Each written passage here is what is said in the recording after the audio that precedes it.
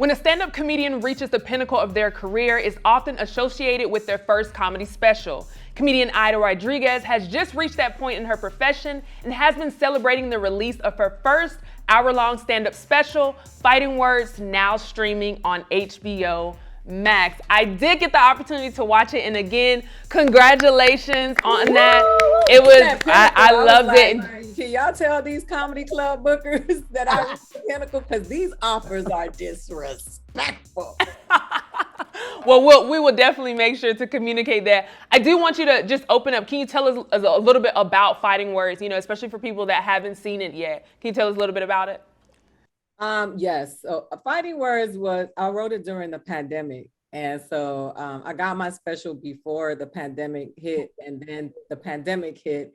And then I was on Zoom doing comedy shows, and I wanted to jump out the window in my room because Zoom is not the place where you want to do stand up. But I was I was going to go see my father right before I did the special. I felt like I needed to heal from that because I could just feel the void in my life. And then I decided to go do it as part of the special because I wanted to show Black people in the Dominican Republic and in Puerto Rico because they get erased a lot. My sister, who's a dark-skinned Black woman that lives in the Dominican Republic, who shares a father with me. When you hear about Latinx people, Latina people, Latinos on television, and when you see them in media, you don't see that hue of people. So I wanted to make sure that I sacrificed some of my stand-up portion to do that documentary because those people are invisible on television. Because when you go to Telemundo and Univision, you don't see people of darker hues. And so I wanted to also show comedians people bang on us a lot. And that's not to say that we're victims. Some of them are really rich, but most of us are not getting, millions of dollars to do stand-up. And we get up every day and we go work. There's a whole industry that generates a lot of money on the backs of stand-up comedians. Like Black stand-up comics kept the economy for comedy going during the pandemic. They were the ones that were keeping the clubs open. So, there are a lot of us who show up and go do the Funny Bones and do the Baltimore Comedy Factory and generate these clubs a lot of money.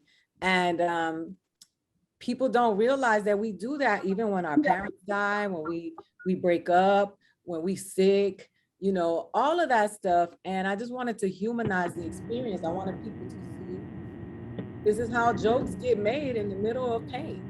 Now, I want to hit on some things that you talked about in your special. You kind of touched on here as well. So in your special, you talked about the division in the Latin community as well as the division between Latin and Black communities. So I want to ask you very directly, why do you think we see that, where some people from the Latin community may not identify themselves as Black or as such? What are your thoughts on that? It's white supremacy and racism and capitalism. It's the same reason why some Black people who are biracial will tell you that I'm a quarter Irish, I'm a 1/16, German. Like it's white supremacy, and we like to bang on each other, but we gotta look at where the real root of it is. For me, it was important to talk about that because I wouldn't have a career if it wasn't for Black American people. It was, these people are people that I've worked with, that have mentored me, that I've watched. I went to Ontario with Vanessa Capone in Seattle when I did my first Shaq All-Star, that they guided me through that experience. And the reality of it is that there is a big divide, and not all Latinos. There are a lot of Latin people who claim their Blackness, but they get erased because you never get to hear. Nobody gives them the mic. Nobody says, hey, tell me about your experience, because you got these voluptuous white women that are beautiful or model-esque, and they're on the Spanish channels, and you're like, yo, where they do that at? Like, these not the people in my community. That ain't Lucinda from the bakery. And I think that's gonna set you apart too. Like that's gonna set this stand-up apart from so much of what we do see, because there's so much in it. I know for me, as I was watching, there was just so much information that I was receiving where it was just like, there's such an interest, things that I hear people talk about, but nobody really sits and addresses it like, hey, this is this is what's going on. But I know you have to go out. Before you leave us, I do want to open up the floor for our cast to ask you any questions, because like I said, I know Vanessa, specifically, I know you watched the special as well. So I'll start with you, Vanessa. Are there any thoughts or any questions or anything that you just want to add to the conversation? Because I'm short for time, I just want to say congratulations. It was just so dope again, getting a chance to see you in that light, seeing it, getting a chance to see you talk about your family, your wild mother, your beautiful children, your experiences with them. Of course, the fact that when your daughter told you she hated you, you said, well, I've been waiting to tell you the same thing, Chad. But there were so many like little moments in there. I learned a little Spanish. You were definitely speaking Spanish through there. And shout out to your sister that gave that toast or that prayer up, whatever that was, that honey right there. She did that thing. But just, it's a great special to see. It's called Fighting Words. It's on HBO Max. Please support Aida Rodriguez. She is a hell of a woman. She stands up for her community. She stands up for her culture. She stands up for women in comedy. She just stands for so much, and for mothers. You're just a dope woman, and congratulations to you, Aida. Absolutely. And Capone, I'll open the floor for you as well. Is there anything that you'd like to say to her before we let Miss Aida head out? I just want to say congratulations. Always a pleasure when I'm around you. As far as working, you are and always have been a beast, and everybody knew you was going to be successful.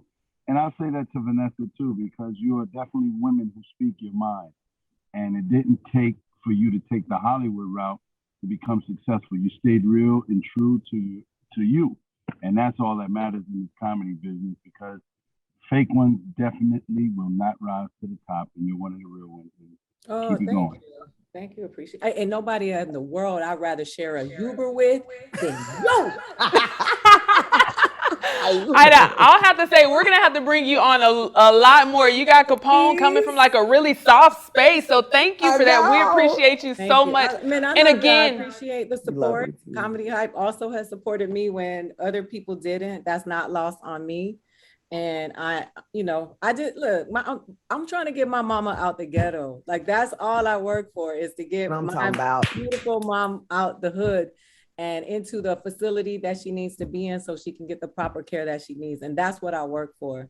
So I want to just say thank you. I appreciate y'all always, because y'all show up for me when my own people don't. And that means the world to me, and I'm never going to forget that. And the reason why I gotta go is because I got a job, because I don't want to be homeless ever again, and I owe some people some jokes. Got you. Well, again, we're gonna let you head out. Congratulations again on your stand-up Fighting Words, and it's now streaming on HBO Max. So be sure that you all check it out. For Comedy Hype News, I'm Symphony Thompson. Do you know the comedy culture? Play Comedy Hype, the game. Out now.